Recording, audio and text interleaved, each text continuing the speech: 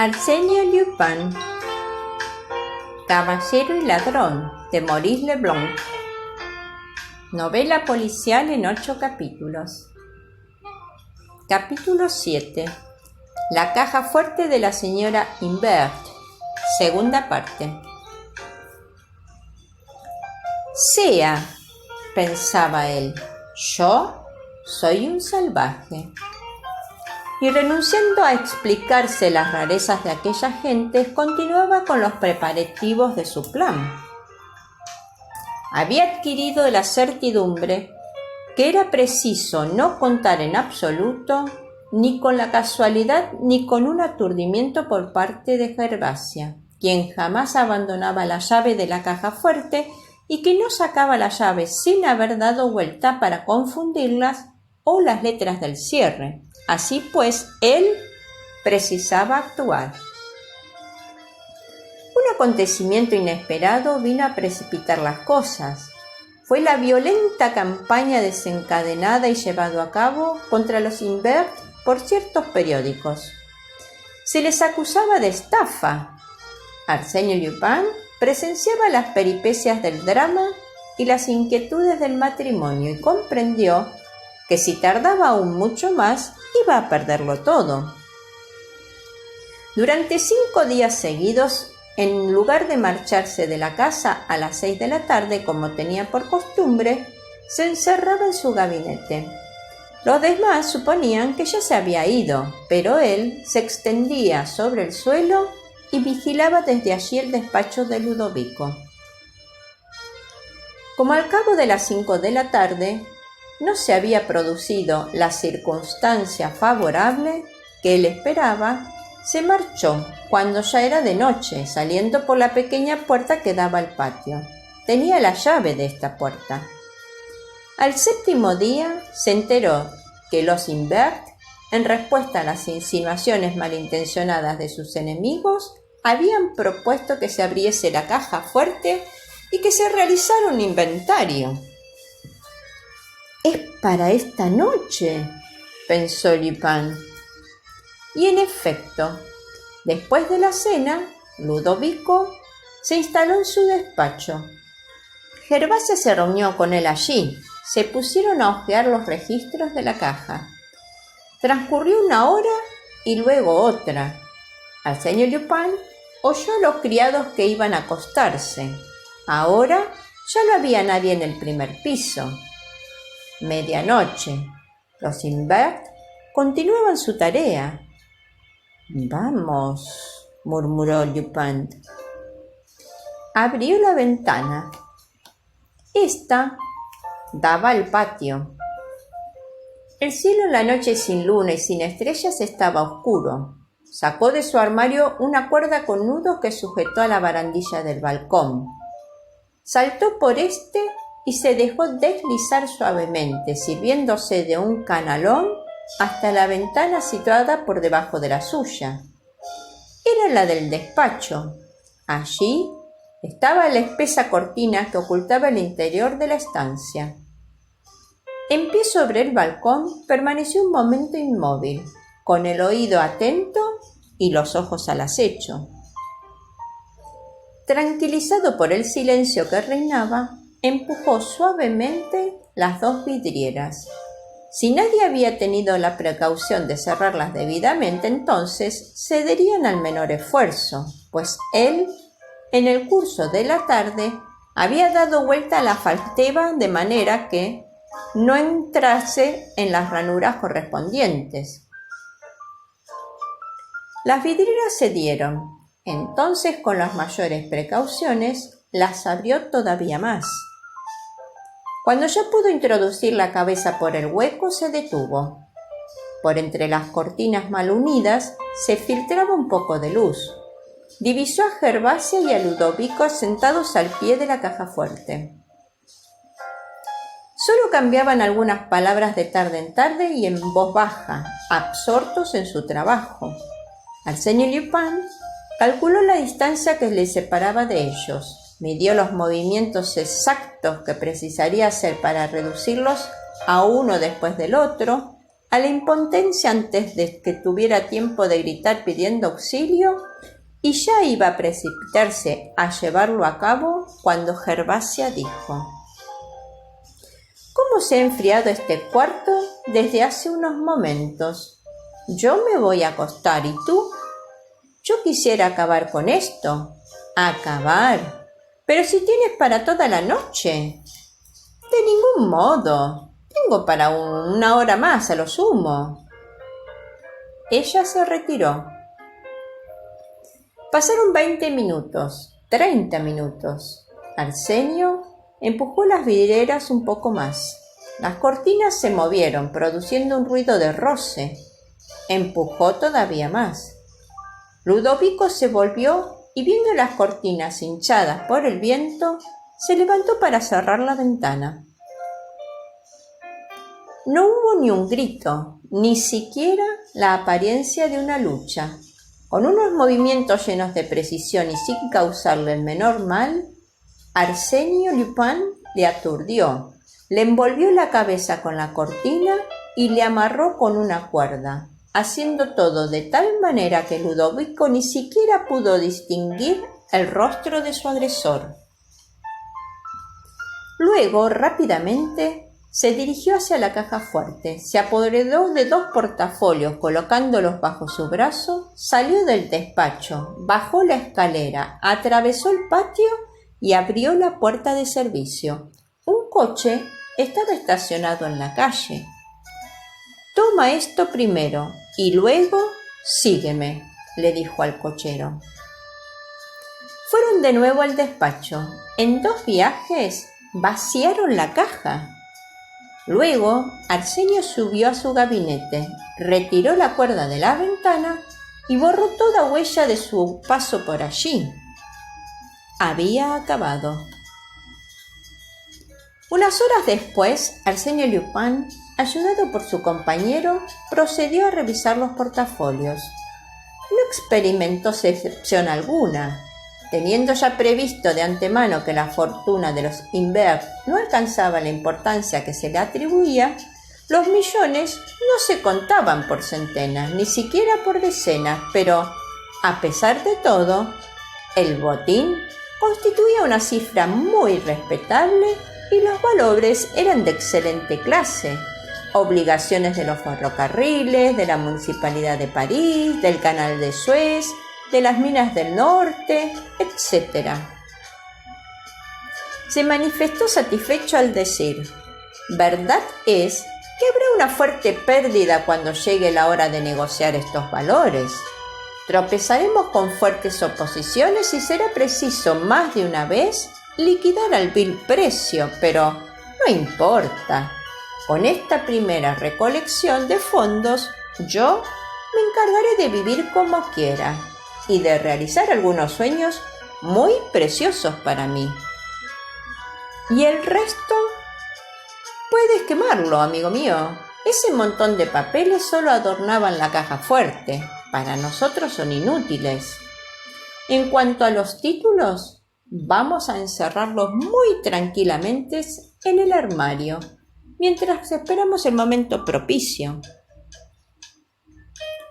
Al día siguiente, Arsenio pensó que ninguna razón le impedía el regresar a su casa en los de los Imbert, pero la lectura de los periódicos le reveló esta inesperada noticia. Ludovica y Gervasia habían desaparecido.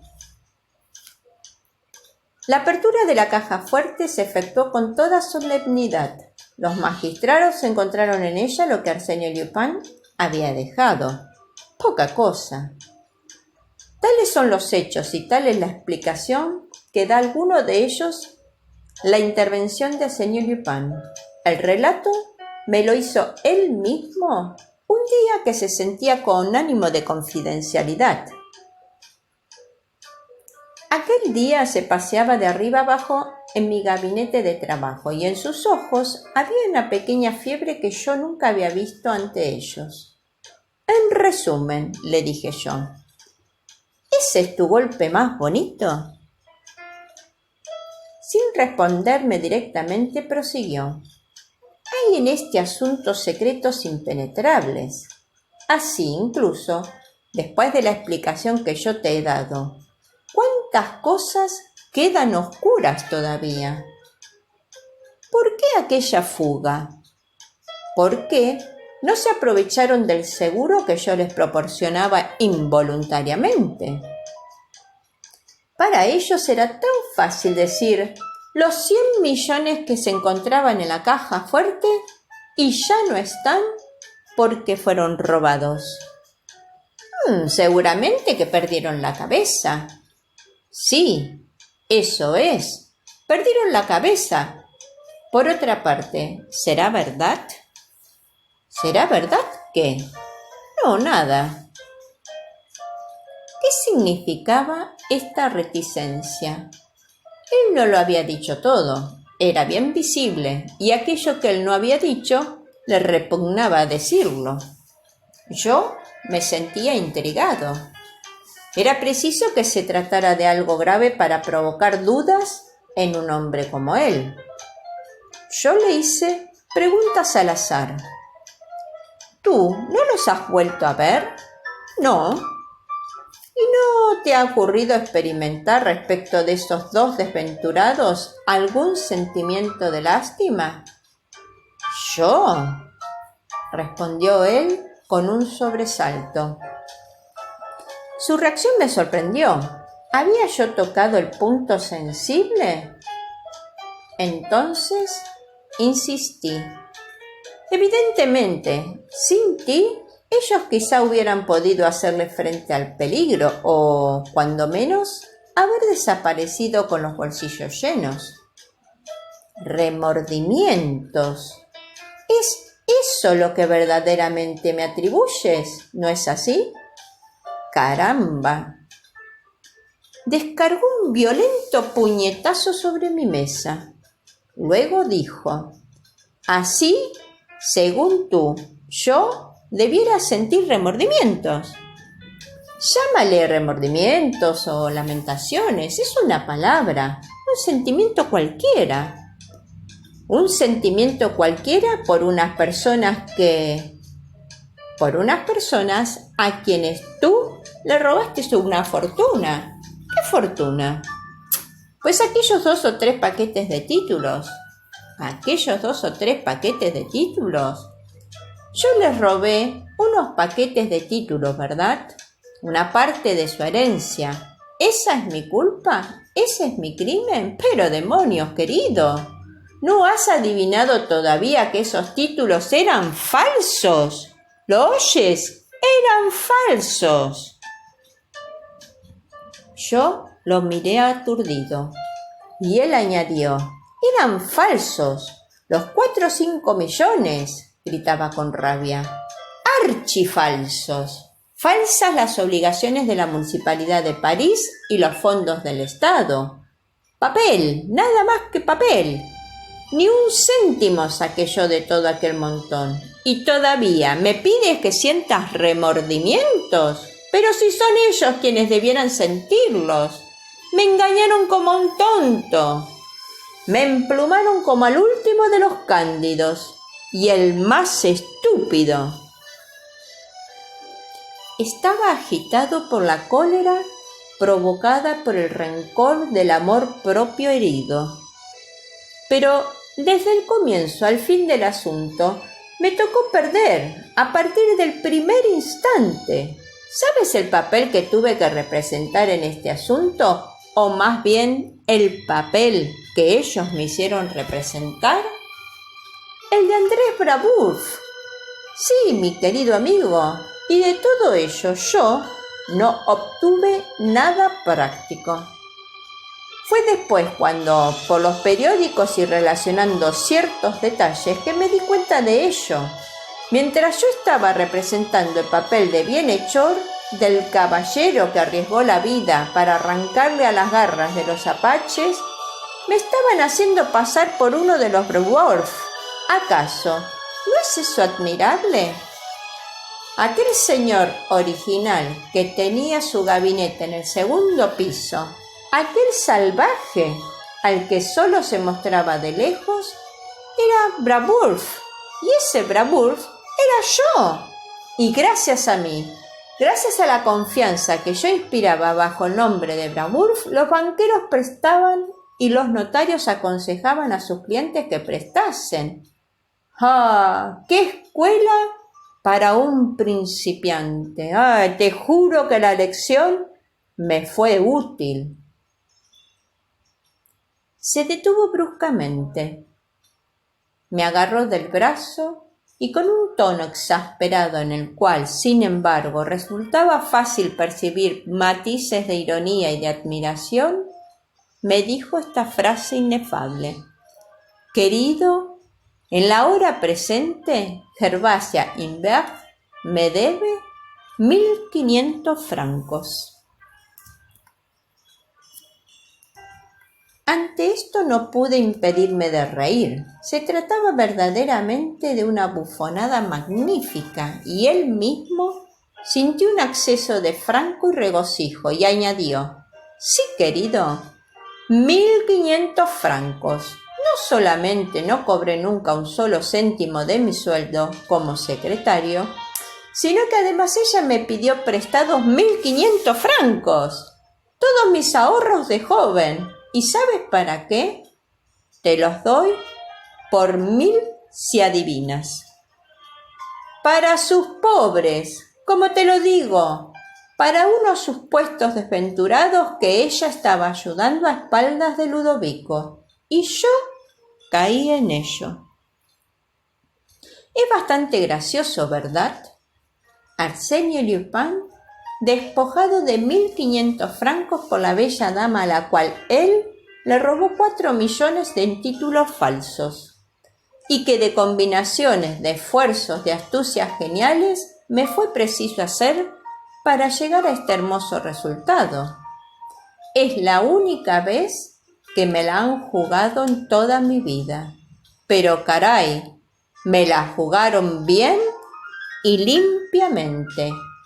En todo un gran premio.